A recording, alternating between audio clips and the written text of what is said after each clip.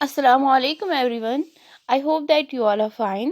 Students, आपको पता ही है कल हमने पढ़ा इंट्रोडक्शन ऑफ हिस्ट्री के बारे में कि हिस्ट्री है क्या, मतलब it's a study of past, ये किस वर्ड से निकला है और इसका मतलब क्या है, ये सब कुछ हमने कल पढ़ा।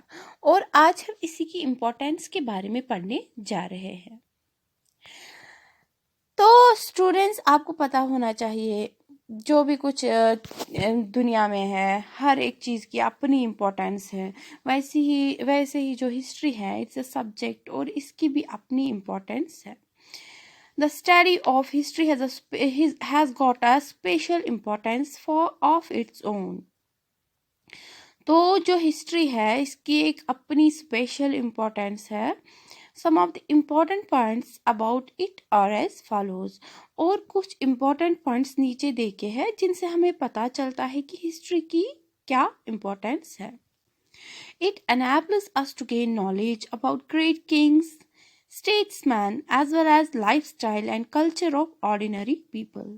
तो हिस्ट्री से हमें पता चलता है, हमें नॉलेज गेन होती है रिगार्डिंग ग्रेट किंग्स। हमें बड़े बड़े जो किंग है उनके बारे में पता चलता है, उनकी फैमिली में जो लोग रहते थे उनके बारे में पता चलता है, और जो उनके मिनिस्टर्स होते हैं उनके बारे में पता चलता है, उनके लाइफस्टाइल के बारे में, उनका मतलब रहन सहन कैसा था, खाना पीना कैसा था, कल्चर कैसा था। और साथ साथ हमें ये भी पता चलता है कि वहाँ पे जो उनके किंगडम में जो ऑर्डिनरी लोग रहते थे, आम लोग रहते थे, उनके बारे में भी, उनके लाइफस्टाइल के बारे में भी हमें पता चलता है। Number 2 is it enables us to find solutions to our current problems in a better way. तो हिस्ट्री से ही हमें बहुत सारी प्रॉब्लम्स जो प्रेजेंट में हम फेस करते हैं, हमें उनका सलूशन हमारे पास्ट में मिलता है, क्योंकि जो प्रेजेंट और पास्ट होता है ये इंटरकनेक्टेड होते हैं। जो हमारे पास्ट में गलतियाँ हुई होती है उनसे हमें सीख मिलती है, तब जाके हम वो गलती रिपीट नहीं करते हैं। Number 3 is it gives us the knowledge of origin and evolution of different languages and dialects. और इससे हमें नॉलेज मिलती है, मतलब हमें पता चलता है कि ये जो लैंग्वेज है ये कैसे इनका ओरिजिन हुआ, ये कहाँ से शुरू हुआ और मतलब आहिस्ता आहिस्ता ये कैसे बढ़ गई, और कौन सी लैंग्वेज कहाँ पे मतलब कहाँ पे इसका जन्म हुआ, कहाँ पे ये एवोल्यूट हो गई।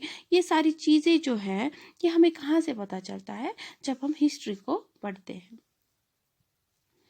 Number 4 is it teaches a big lesson to man that slavery, racial discrimination, hunger, poverty, illiteracy, etc. are the evils of our society and we need to eradicate them.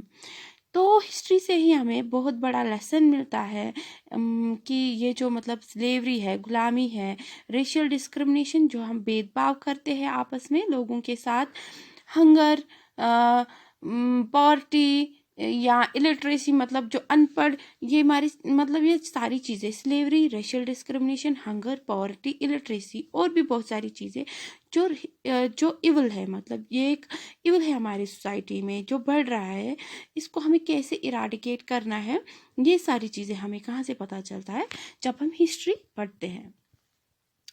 So dear students, history helps us to remember about our past glory that keeps it preserved.